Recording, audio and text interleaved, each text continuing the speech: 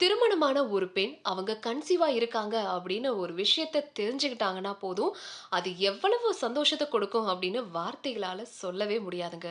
ஆனா, pregnancy kit test எடுத்து அந்த 2 கோடு வந்ததுமே எல்லார்கிட்டயும் சொல்லிடாதீங்க. உங்க மகிழ்ச்சிய ஷேர் பண்ணிக்க ஒரு சில வாரங்கள் நீங்க பொறுத்து தான் ஆகணும்.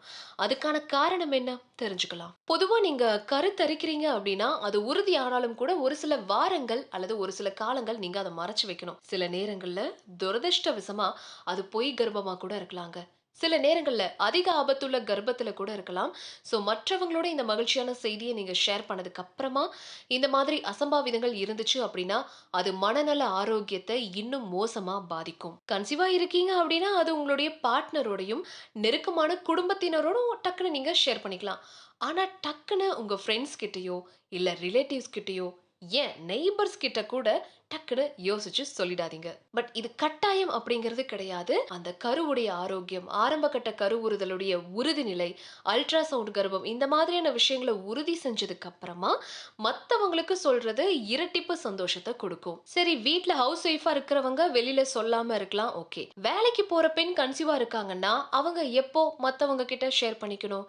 கர்ப்பிணிகள் வேலைய பொறுத்து இது முடிவெடுக்கலாங்க. ஏன்னா உடல் ரீதியா உழைப்பு கொடுக்கிற வேலை செய்றவங்க, அடிக்கடி டிராவல் பண்ற வேலையில கூட இருப்பாங்க.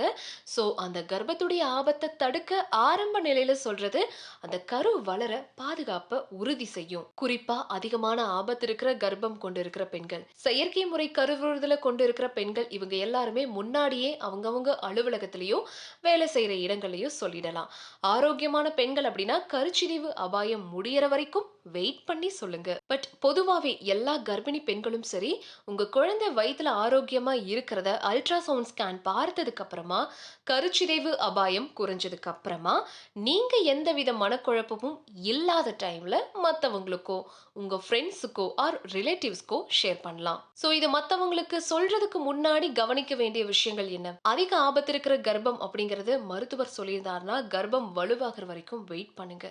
எல்லார்கிட்டயும் சொல்றது துரதிர்ஷ்டவசமா கர்ப்ப இழப்புக்கு அப்புறமா சரியா இருக்குமா அப்படிங்கறதையும் நீங்க கவனிச்சுக்கணும். சில வேலை அல்லது வாழ்க்கை முறை காரணிகள் உங்களுக்கு ஆதரவா இருக்கா அல்லது கருவுக்கு ஆபத்தா இருக்கா அப்படின்றத பொறுத்து உங்களுக்கு ஆதரவு தேவைப்படும் நிலையில நீங்க முன்கூட்டியோ அல்லது பொறுத்திருந்து அப்புறமா ஒரு லேட்டரா கூட நீங்க சொல்லலாம். எல்லாத்துக்கும் மேல ஒரு 3 அல்லது 4 மாசம் வரைக்கும் பொதுவாவே யாருமே ஷேர் பண்ண மாட்டாங்க. ஏன்னா கண்ணு பற்றும் அப்படின்னு நினைப்பாங்க. ஸோ அதுவும் நம்ம ஊர்ல நடக்கிற விஷயங்கள் தானே. ஏன்னா கல்லடி பட்டாலும் கண்ணடி படக்கூடாது அப்படின்னு சொல்லுவாங்க. அது நம்ம ஊர்ல நிறைய நடக்குங்க.